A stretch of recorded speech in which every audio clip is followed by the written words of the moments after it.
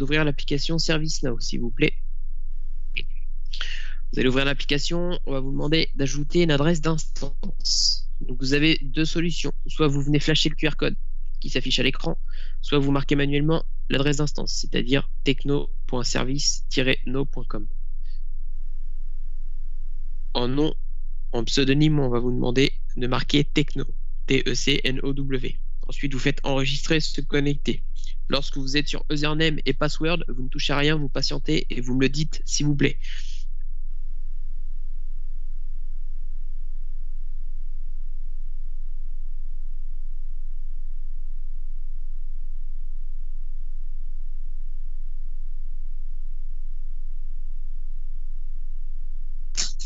Allô? Oui. Oui, et je marque Techno et après?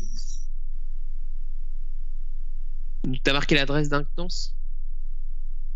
Attends. C'est ça, c'est ça. C'est l'adresse d'instance qui est un peu floue. Voilà. C'est Alors, excusez-moi. Hop, regardez.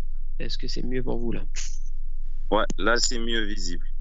Techno.service.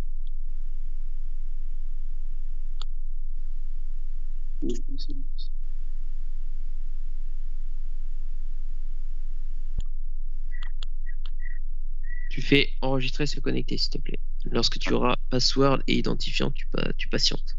D'accord. C'est-à-dire l'étape d'après. C'est bien.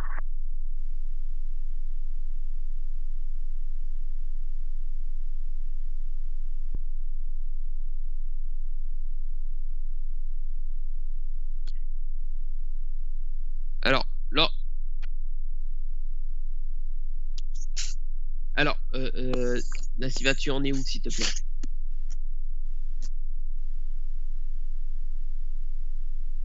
Ok.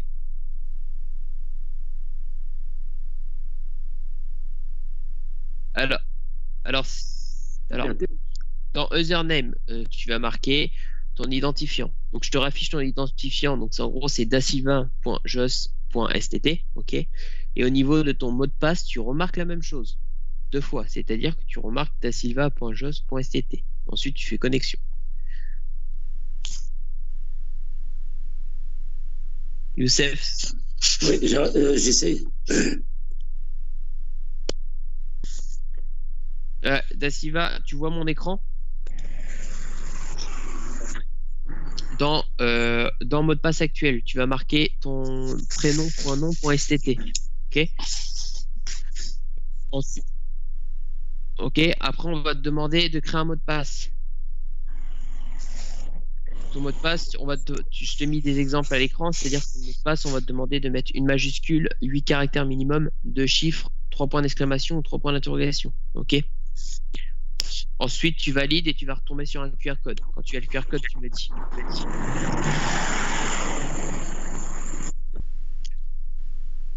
Bon, Da Silva. Non, c'est... QR. Alors voilà, donc là, on va passer, on est tout seul maintenant, on va passer à la suite. C'est-à-dire que en dessous de ton QR code, tu vas retrouver une clé, ok, c'est-à-dire les caractères en majuscules. Cette clé, tu vas venir la sélectionner. Tu la copies. Ensuite, donc tu la sélectionnes, tu la copies. Ensuite, tu vas ouvrir l'application Google Authenticator. Donc l'application que je t'ai fait télécharger tout à l'heure. Tu vas aller dans Google Authenticator, tu vas faire ajouter un compte et ajouter une clé. En gros, tu vas venir copier la clé dans la partie clé, tout simplement.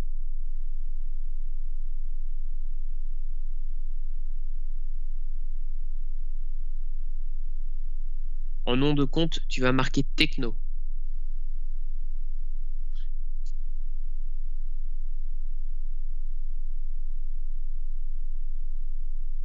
Lorsque c'est OK, tu vas voir les 6 chiffres.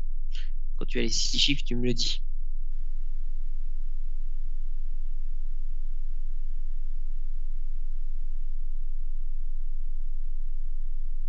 Sur les 6 chiffres?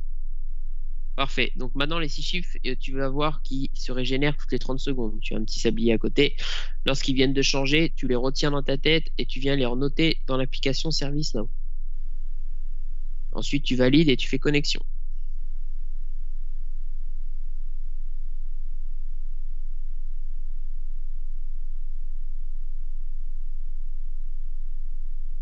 L'analytique, ouais, tu actives l'analyse et tu fais terminer en haut à droite. Super, bon voilà. C'est fait pour la partie installation. Tu vois, c'est rapide, hein. C'est juste qu'on perd du temps avec les gens qui sont un peu moins compétents dans le domaine. Maintenant, je vais te présenter l'application à l'aide d'un PDF, ok? Tu m'arrêtes si jamais tu as des questions. Tu as la chance d'être tout seul. Donc, si jamais tu as des questions, n'hésite pas.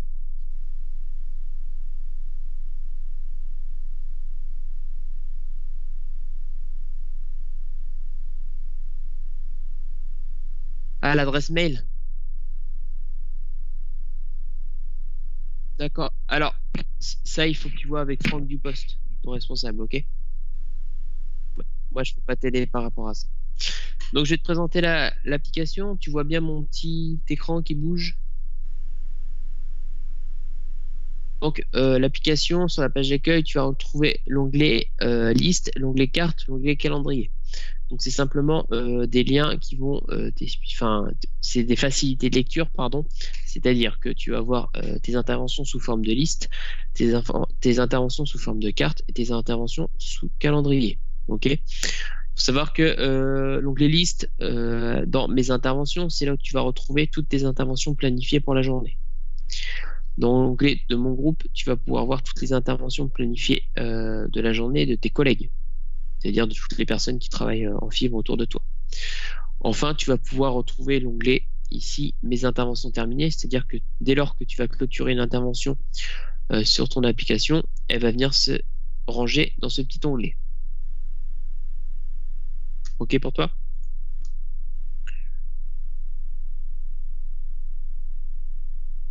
OK.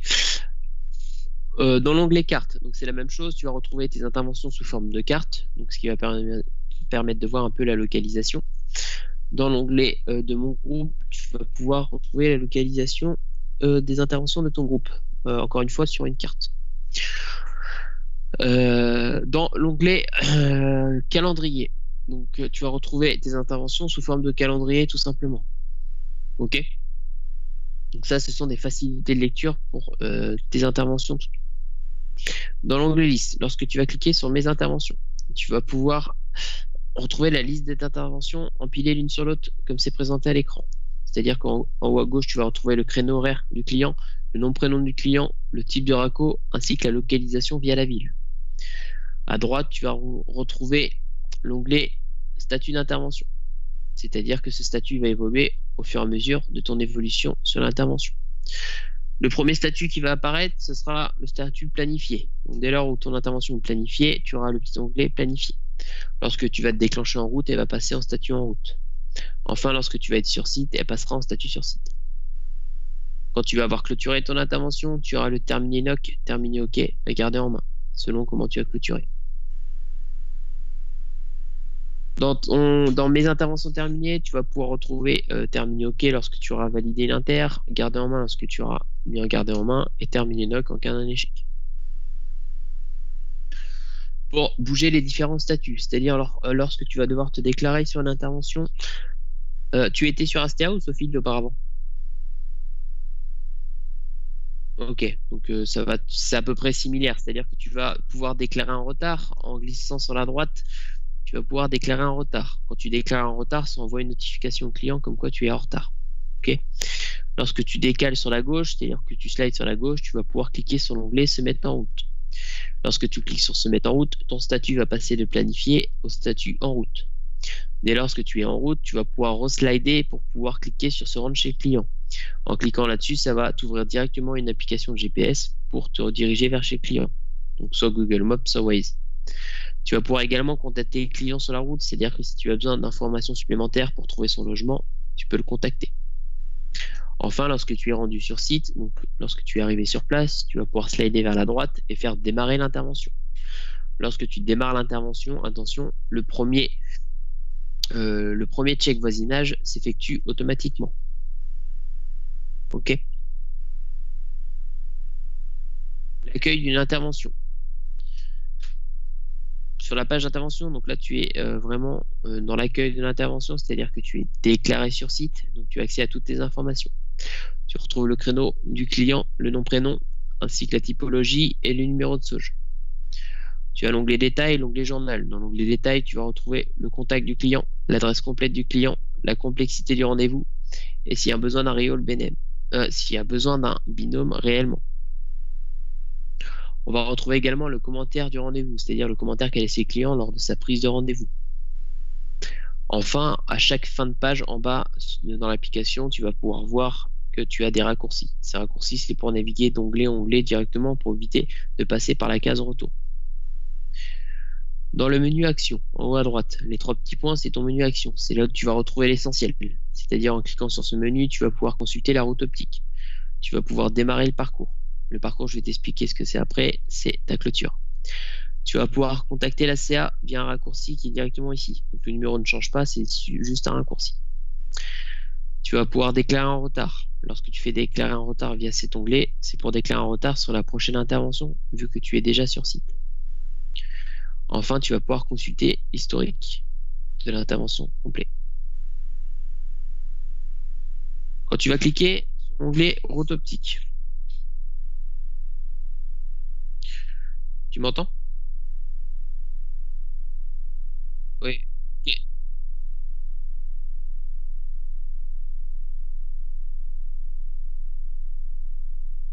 Ouais, pas de problème. Parfait, parfait. Lorsque tu vas pouvoir consulter ta route optique, tu cliques dessus. Une fois arrivé sur ta route optique, tu auras une facilité de lecture, c'est-à-dire tu vas pouvoir trouver ton numéro de tube et ton numéro de fibre présentés également sous forme de couleur. Tu vas avoir un onglet PM. À l'onglet PM, tu vas pouvoir retrouver le numéro de PT ainsi que la localisation du PM et la typologie du PM, c'est-à-dire si c'est un PMI ou PME. Enfin, la localisation du PB. Tu vas pouvoir retrouver la référence PB, le branchement ainsi que la localisation du PB. Lorsque tu vas cliquer sur l'onglet PM, tu vas retrouver ta porte de gauche, tout ce qui est numéro Wi-Fi et tout ce qui est connecteur, donc module A, module 3 par exemple, tout sera indiqué sur cette page. Enfin, tu vas pouvoir retrouver le RACO et PBO, c'est-à-dire que la référence PTO ainsi que la localisation du PB une nouvelle fois et la référence du PBO. Enfin, la dernière page, tu trouveras PM opérateur, c'est-à-dire que c'est ta porte de droite, donc la tête ainsi que le connecteur. Encore une fois, je répète et j'insiste, tu as tes petits onglets en bas directement pour pouvoir passer d'onglet en onglet, ce qui permet d'éviter de faire retour. Ils sont là pour ça, c'est fait pour.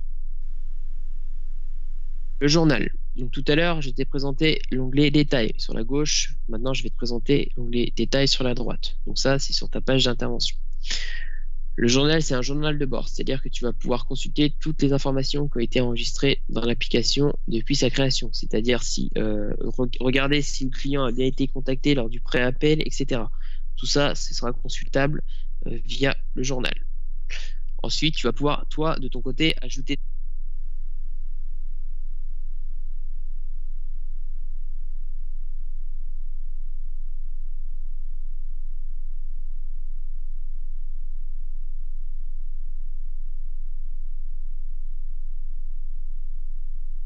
sur ton application.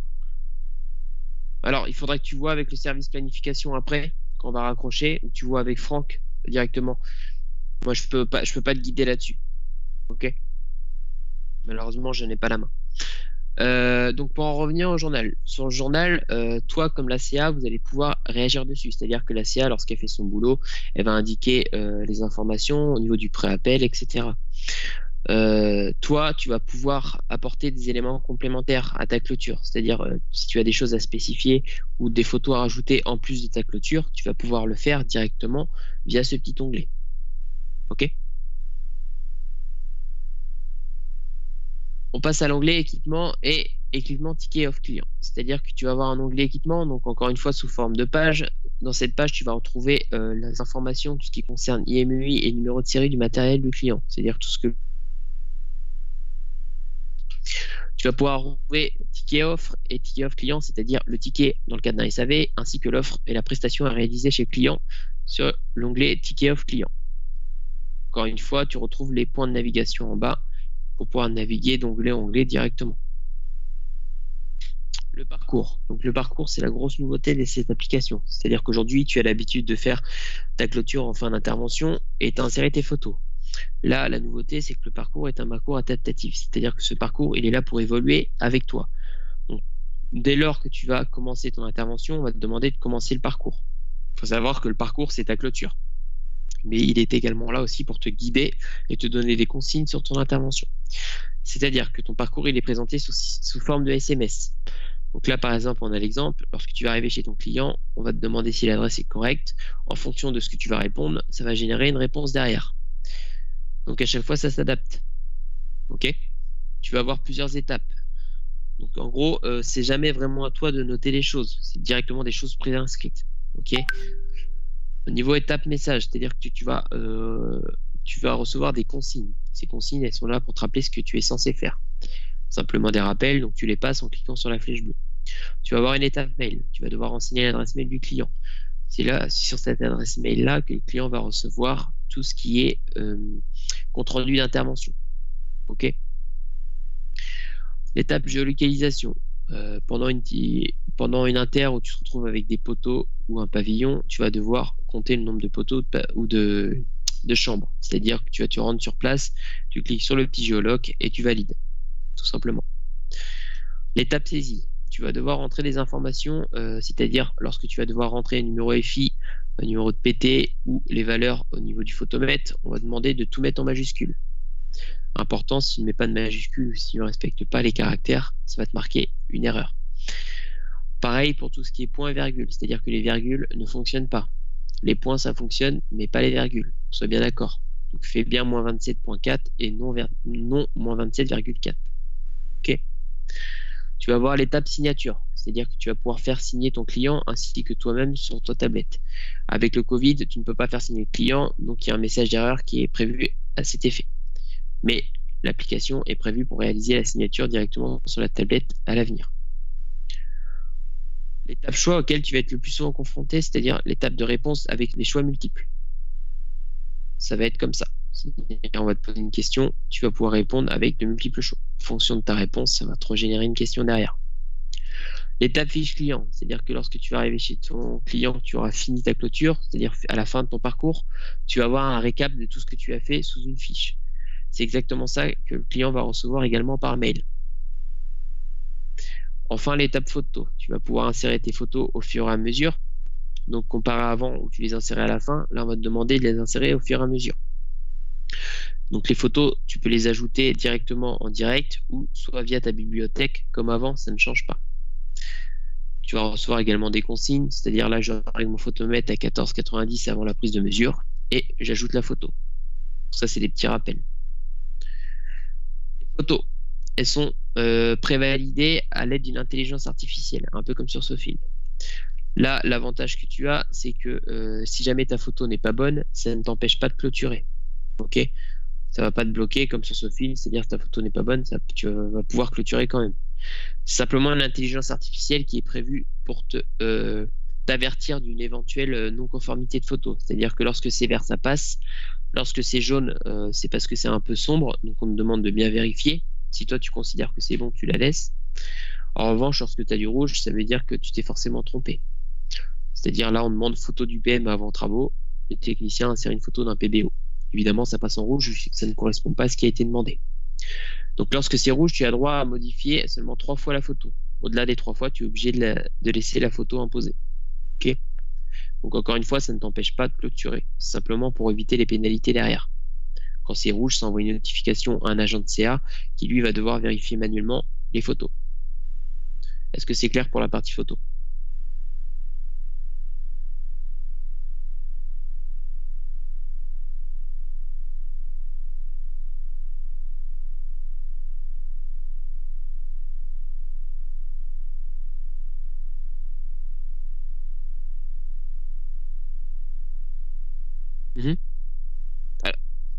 Alors, là, encore une fois, c'est pas grave. C'est-à-dire que si ta photo est rouge, si ta photo est verte ou si elle est jaune, ça ne t'empêchera pas la clôture.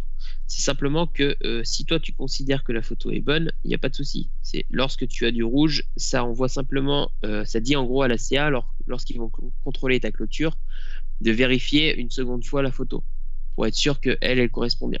Ok? Ça va pas te bloquer sur ton application. C'est vraiment sur la partie clôture. Lorsque tu auras terminé ton parcours, à la fin, on va te dire terminer le parcours. Donc tu auras le petit onglet fin, terminer le parcours, tu cliques dessus, il n'y a pas de problème.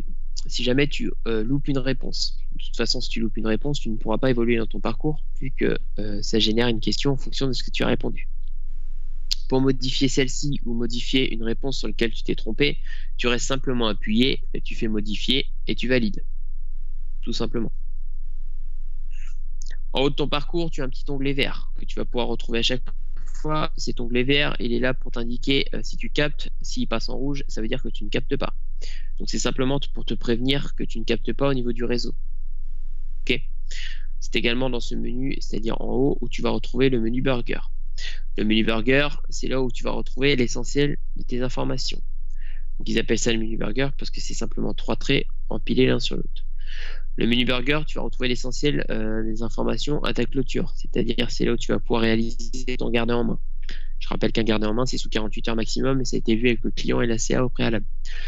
Tu vas pouvoir stopper le parcours, donc en cas d'échec, en cas de complexité, en cas d'échec client, en cas de retour, en cas d'absence, tu fais stop parcours. Stop parcours, ça va te modifier ton parcours et ça va te demander pourquoi tu fais un échec. Alors tu verras que ça ne te pose plus toutes les questions, ça va directement droit au but. Si tu as des éléments complémentaires à rajouter à ton échec, c'est à toi de les mettre dans le journal. Ok. En fonction de ton check voisinage, lorsque ton parcours va te demander de réaliser le check voisinage, tu vas ouvrir ton menu Burger, tu vas cliquer sur check voisinage ou check intervention. Donc je rappelle que le premier check s'effectue directement en lançant l'application, c'est-à-dire lorsque tu valides que tu es bien sur place, ok, tu démarres l'intervention, le premier check se réalise. Le second check sera réalisé via ces onglets-là. Donc tu cliques dessus, ça t'envoie sur le lien internet, tu réalises ta capture d'écran et tu insères la photo. Ça ne change pas. Pour afficher la route optique, c'est-à-dire dès lors que l'application, donc le parcours va te demander des informations sur ta route optique, c'est-à-dire numéro EFI, numéro de décharge ou quoi que ce soit, tu vas pouvoir cliquer sur afficher la route optique et venir piocher les informations que tu souhaites. C'est également ici où l'agent de CA va mettre à jour tes informations lorsque tu auras une mutation ou une mise à jour sur la route optique. Donc pense bien à faire rafraîchir les données de l'intervention lorsque tu auras raccroché avec l'agent de CA pour pouvoir retrouver les informations dans la route optique. Libérer le parcours. Si un agent de CA ou un agent technique a besoin d'accéder à ton parcours suite à un bug ou quoi que ce soit, tu vas devoir libérer le parcours. C'est ici où ça va se trouver, tout simplement. Mais on te guidera par téléphone. Souscription de l'ONT externe. Enfin, pour souscrire un ONT externe. Donc, je rappelle que tu peux ajouter un ONT externe, c'est-à-dire rajouter ou remplacer un ONT chez un client directement toi-même via l'application. Si tu n'as pas d'ONT, je t'invite à t'adresser à ton magasinier pour qu'il puisse t'en fournir. Tu as le droit d'avoir des ONT en spare. Ces ONT, ils sont là simplement en cas de déport et box et all ou en cas de remplacement sur un SAV. C'est-à-dire que tu viens de noter le numéro de série et tu as souscrit l'ONT. OK? Oui.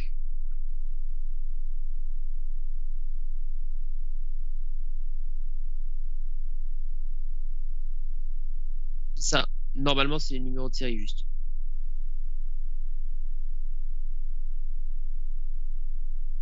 Oui. Alors, bonne question, je ne sais pas. Ça, je peux pas te dire. En fait, il faut sélectionner le G-Code. Alors, je ne sais pas s'il te le propose de scanner. Ça, je peux pas te dire. Est-ce que tu as des questions par rapport à tout ça? C'est clair? Ok. Alors là, maintenant, je vais te demander de vérifier simplement ton numéro de téléphone qui est affiché à l'écran. Comme ça, je vais t'ajouter au groupe WhatsApp sur lequel je vais te donner le fichier que je t'ai présenté à l'écran. Ok?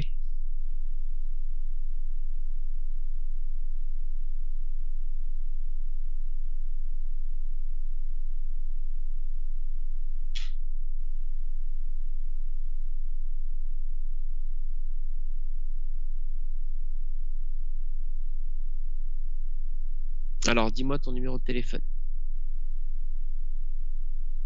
Oui, oui, oui, oui. 06 74 16 95 86. Ok. Super. Alors, je t'envoie tout de suite le message.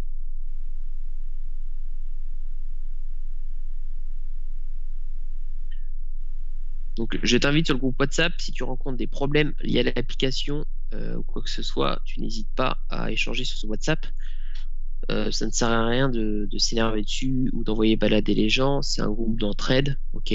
Je dis ça parce que j'ai déjà eu le cas. Le but, c'est vraiment de s'entraider sur l'application. C'est-à-dire que si tu rencontres des problèmes, tu envoies des captures d'écran. Si tu as besoin d'informations ou autre, tu peux demander à tes collègues si quelqu'un peut te répondre. Toi, c'est pareil. Si tu as déjà eu un problème que tu peux y répondre, n'hésite pas. C'est fait pour ça. OK? Donc 06 74 16 95 86. OK. Tu me dis quand tu as reçu le WhatsApp. Tu cliques sur le lien, tu intègres le groupe.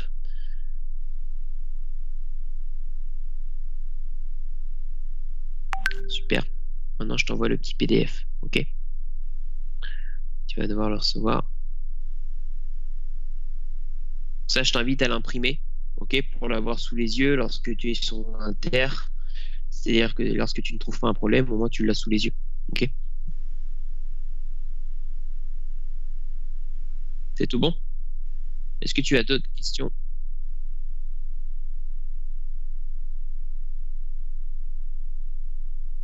Ah bah tu verras, de toute façon tu vas. C'est en évoluant hein, que tu vas apprendre. Maintenant, dernier onglet, je te demande de supprimer Sofil ou Astea, si c'est pas le cas. Donc tu le fais. C'est-à-dire que tu supprimes Astea ou Sofil de ton téléphone, s'il te plaît. Tu désinstalles et de ne pas trop connecter dessus, sinon tu vas bloquer tout. C'est-à-dire que tu n'auras plus accès à tes inters ni sur une ni sur l'autre application.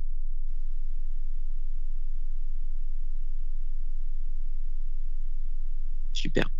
Maintenant, je t'invite à regarder tes inters dans Techno, si jamais tu les as pas, de voir avec Franck ou ton service planification directement. OK?